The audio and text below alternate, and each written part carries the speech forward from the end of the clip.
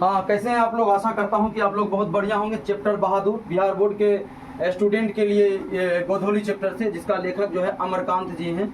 और बहादुर जो है सो उसका दिल बहादुर नाम था। लेखक जी का जन्म 1925 ईस्वी में हुआ था, ठीक है। और इस पूरे कहानी से जो है सो हम सवाल कर चुके हैं, और आज कुछ सवाल है, उसको ध्यान दीजिएगा। बहादुर पर ही चोरी का आरोप क्यों लगाया जाता था? क्योंकि वह नौकर था, इसीलिए उस पर क्या लगाया जाता था? चोरी का आरोप लगाया जाता था। क्यों? क्योंकि रिश्तेदार की जो पत्नी थी वो अच्छे से जानते थे कि भाई इस पर जब चोरी का आरोप हम लगा देंगे तो भाई इसकी बातों पर कौन विश्वास करेगा, कौन भरोसा करेगा। आसानी से लगा देंगे और इसको परेशान भी कर सकते थे। जब किसी के ऊपर चोरी का इल्जाम लग जाता है, जाहिर सी बात है वो अच्छा काम भी वो गलत तरीके से कर देता है। यही बात है। बहादुर पर ही चोरी का आरोप क्यों लगाया जाता है? इस प्रश्न का उत्तर तो साफ है कि बहादुर नौकर है। आजकल लोग नौकर चाकर पर विश्वास तो करते ही नहीं, फिर बहादुर पर कौन करेगा? यही बात सोचकर रिश्तेदार की पत्नी ने बहादुर पर गलत आरोप मढ़ दिया। रुपए चोरी के मनगढ़ंत आरोप से उसके ऊपर जो प्रभाव पड़ा, उससे प्रभावित होकर वह उदास हो गया। उससे अधिक गलतियां होने लगी, इसलिए वह घर से भाग गया। ठीक है, इसको आप नोट कर लीजिए बाबू अच्छे से।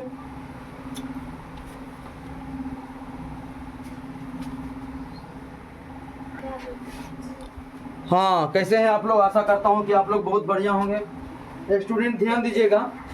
निर्मला को बहादुर के चले जाने पर किस बात का अफसोस हुआ? भाई किसी नौकर को इल्जाम लगा करके उसको जो है सो आप मजबूर करिएगा तो वो भागेगा। जब वो भागेगा तो जाहिर सी बात है कि आप घर का काम खुद करिए। आप खुद करिएगा, फिर निर्मला पहले की तरह ही थकेगी और परेशान रहेगी।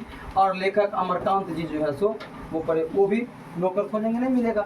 बहादुर के चले जाने पर निर्मला को अफसोस है कि वह कुछ भी नहीं ले गया, ना कोई कपड़ा, ना जूता और ना तनख्वाह का एक पैसा। क्यों? कैसे ले जाता?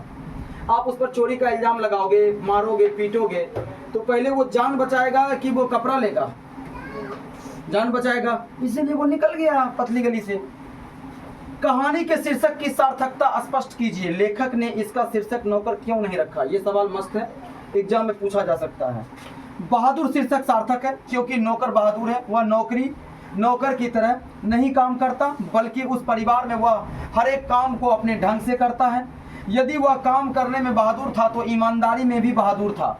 अतः बहादुर शीर्षक ही सार्थक है। लेखक ने इस कहानी का शीर्षक नौकर नहीं रखा क्योंकि बहादुर नौकर तो अवश्य था, लेकिन वह जब तक लेखक के घर पर रहा केवल स्नेह का इच्छुक रहा।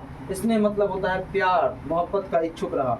अतः जब वह बहादुर नाम से पुकारा ही जाता था तो अन्य शीर्षक रखना कैसे उचित होगा? जो सही बात है, समझ में आ रहा है विवाद? तो वही सार्थक था, तो दूसरा रखने की क्या जरूरत था?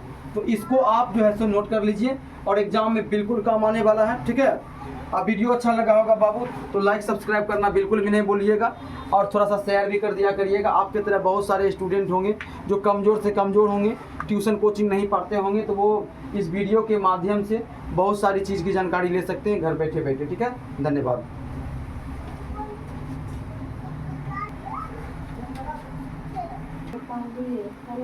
हाँ, कैसे हैं आप लोग? आशा करता हूँ कि आप लोग बहुत अच्छे होंगे।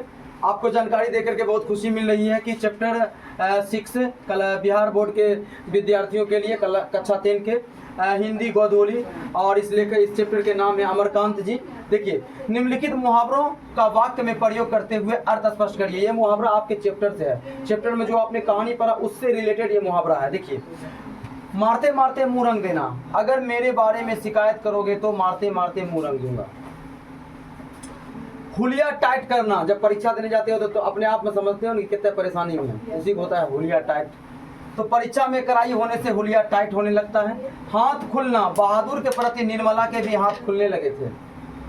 भाई रिश्तेदार बोला तो बोला, अब मालिक मालकिन भी बोलने लगेगा, मारने लगेगा, तो बताओ नौकर रहेगा घर में? नहीं रहेगा।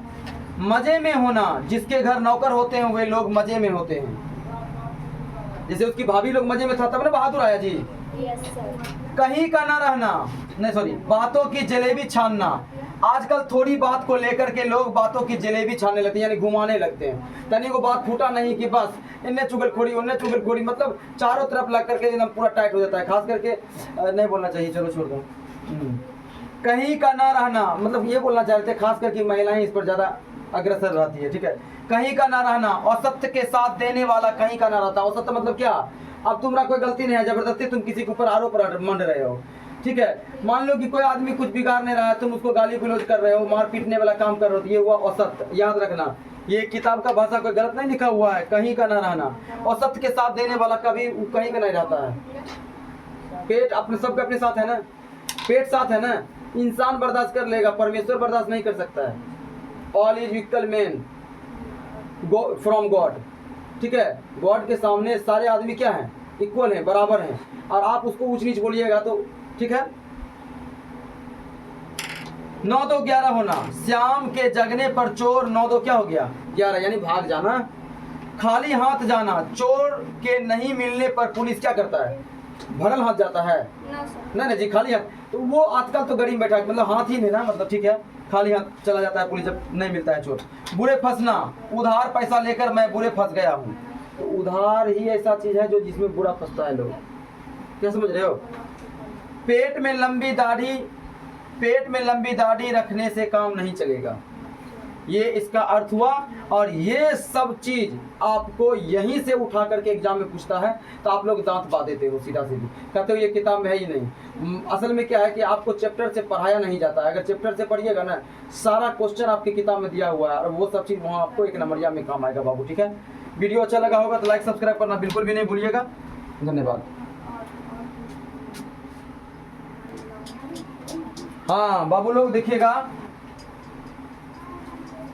चैप्टर 6 हिंदी गोधोली क्लास 10 के विद्यार्थियों के लिए, जिनके लेखक अमरकांत जी हैं। इसमें अभी जो हो रहा है वो व्याकरण संबंधित कुछ क्वेश्चन है। निम्नलिखित शब्दों का वाक्य प्रयोग करते हुए लिंग निर्देश करें। तो देखिए, रुमाल, वह रुमाल गंदा है, वाक्य हो गया। ओहदा की प्राप्ति होते ही उसमें घमंड आ गया। जब कोई पद पर आदमी चल जाता है तो पैसा वाला बन जाता है, तो उसके अंदर घमंड आ जाता है। भरण पोषण, तुम्हारा भरण पोषण कौन करता है, सिर्फ वाक्य बनाना है। इज्जत, उसकी इज्जत लुट गई। झंझनाट, बर्तन की झंझनाट सुनकर मैं जगा। टीना की भी झंझनाट सुनने से लोग जगता है, लेकिन बर्तन तो अधिकतर घर में रहता है, आदमी सोता भी घरे में, टीना तो बाहर में रहता है, इस वजह से ये सटीक वाक्य है। फरमाइश, सोहन की फरमाइश भी सुनो। छेड़खानी, इस प्रकार की छेड़खानी अच्छी नहीं। पुलई, बांस की पुलई झुकी होती है। फिक्र, मदन की फिक्र मत करो। चादर, उसकी चादर फट गई। ये सब वाक्य है, ये सब एक नंबर में बहुत ज्यादा काम आएगा मेरे प्यारे स्टूडेंट। पूरे यूट्यूब में सबसे बेहतरीन ढंग से, मेरे पास तो डिजिटल बोर्ड नहीं है कि आपको पूरा एकदम वो वाला मिलेगा, मैं तो खुद लिख कर ही करता हूँ। तो आप इसको लिख लीजिए, आपको एग्जाम में काम आएगा। बहुत छोटी छोटी है, आसानी से याद भी हो जाएगा बाबू, ठीक है।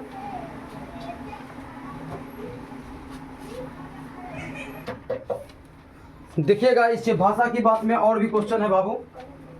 निम्नलिखित वाक्यों की बनावट को बदलिए, यानी जो चीज दिया हुआ रहेगा उसको आपको बदलना है।